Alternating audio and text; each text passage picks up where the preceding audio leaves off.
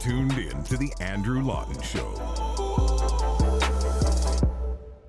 We were talking earlier on in the show about the by-election underway in Toronto, St. Paul's. Now, this is a part of the country that has a significant Jewish population, which is one of the reasons the Liberals have done some things that I think are more readily described as pandering to collect votes. Some cynics among us might even say that the Liberals' decision to finally classify the IRGC as a terrorist organization was involved in trying to whip up votes in the by-election, because they've previously declined to do this. And only now, in the middle of the by-election, did they all of a sudden say, well, on second thought, maybe the IRGC is a terrorist organization and we can call them that very clearly.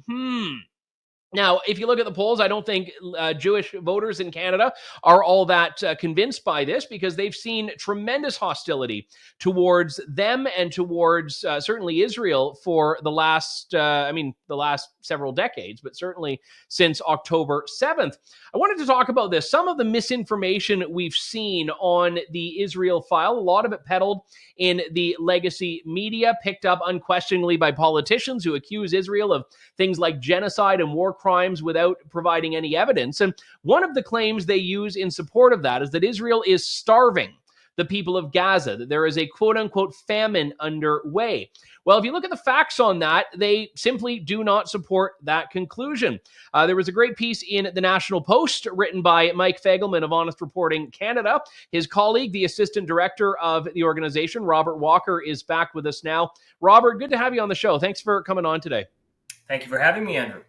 So let's just talk about what the claims are, because this is something that's been quite pervasive, really going back to, I think, Israel's first moves against Gaza right after October 7th.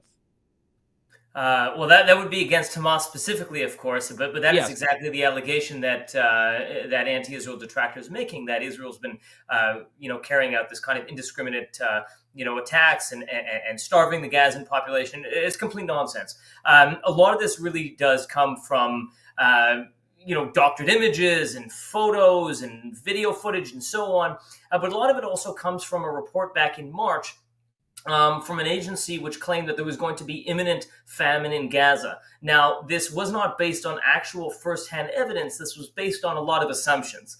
Now, assumptions are, sometimes all you can work with. But what happened in this particular situation was that they really overpromised and underdelivered. In other words, they really made maximal claims based on minimal evidence. And then, of course, those who were paying attention more closely pointed out that there was actually no famine. There was more food aid coming into Gaza post-October 7th, about 1.5 times as much than was coming in pre-October 7th. So we're talking just about a vicious, scurrilous lie that was being peddled and then being uncritically regurgitated by a lot of the mainstream media, politicians, and so on and so forth throughout the world.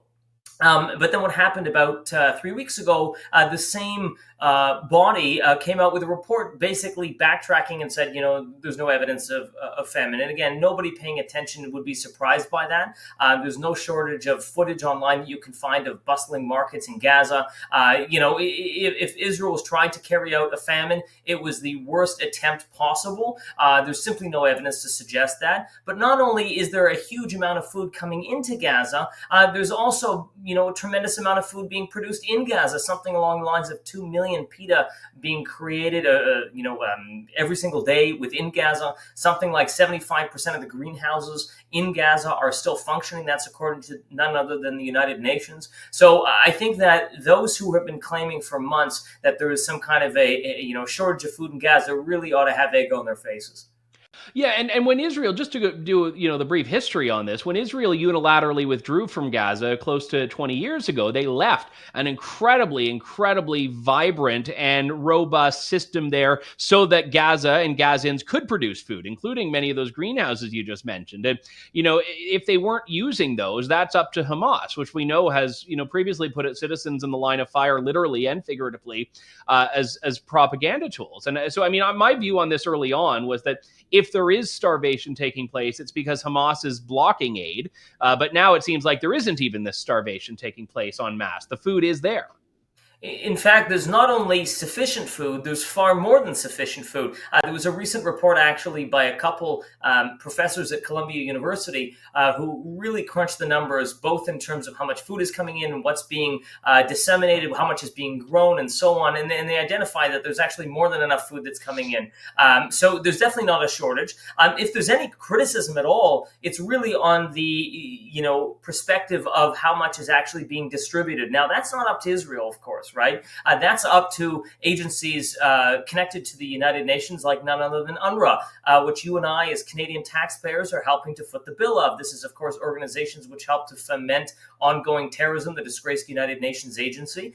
Right now, there are something along the lines of 4,000 pallets of aid sitting in Gaza that have been delivered into Gaza, but at await distribution, and that's because of the incompetence or the deliberate malfeasance on the part of UNRWA. It's not for me to say whether they're doing this intentionally as a public relations, war on Israel, or this is just complete and utter incompetence, again, paid for by you and I as Canadian taxpayers. But either way, it's irrelevant. There is more than enough food coming in, and to the degree that there is any kind of a shortage, it is not on, how much his food is actually being delivered, but what is actually being sent into Gaza. And again, the finger, as you said, has to be pointed not just at Hamas, right, the Islamic, jihadist terrorist organization running Gaza, but really the organizations that are being funded in part by Canadian taxpayers like UNRWA.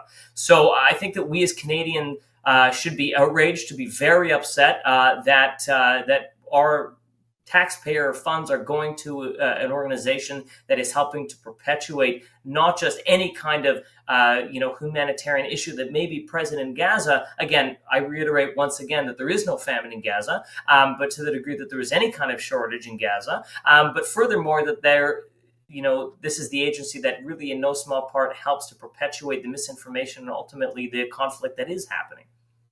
Yeah, I think that's a good point. And one of the challenges here is that Hamas has always weaponized humanitarian aid and humanitarian channels for its aims. I mean, we recall very many years ago when these so-called flotillas were coming in of, people that were trying to, support Hamas basically under the guise of supporting the people of Gaza. And despite this, Israel has always ensured those humanitarian channels were there. And Israel has, a number of programs, not just to bring resources into Gaza, but to pull people out and get them healthcare and surgery. So none of this is new. But of course, in the era of propaganda against Israel, there's no credit for doing the right thing. Not just that. I mean, listen, that Hamas actively bombs some of these humanitarian crossings. I was in Israel about 5 weeks ago, and in southern Israel, near the boundary with Gaza. And one of the days we heard these loud bangs. And it turns out later on that what had happened was actually Hamas had fired mortar shells, killing 4 Israeli soldiers, specifically at a crossing which had been sending humanitarian aid into Gaza. And as I said, 4 soldiers were killed as a result. So, Hamas does this because it works. When I say it works, it's because not only do they use their own people as cannon fodder, but they know that there is a very eager, enthusiastic even, body around the world, quote-unquote humanitarian, so-called humanitarian organizations, useful idiots marching in the streets, politicians, and so on, who will take what Hamas is saying at face value and then essentially use that weaponized propaganda to their benefit. So Hamas does this not because they're idiots, quite the opposite, because they're very intelligent and they know very, very cleverly how to manipulate public opinion. And ultimately, I think it's up to us as Canadians to be able to push back aggressively on that, because that's the kind of disinformation that creates discord in our streets, that creates pressure for more Canadian taxpayer dollars to go funding groups like UNRWA, which help to perpetuate the war, and ultimately which help create conditions which only perpetuate suffering on all sides. So we as Canadians should be royally angry and very frustrated and upset as to how we as a collective society are being manipulated by Hamas. I mean, it's just obscene. Robert Walker, Assistant Director of Honest Reporting Canada. Thanks for coming on, Robert. Good to talk to you. Thanks, Andrew. Thanks for listening to The Andrew Lawton Show. Support the program by donating to True North at www.tnc.news.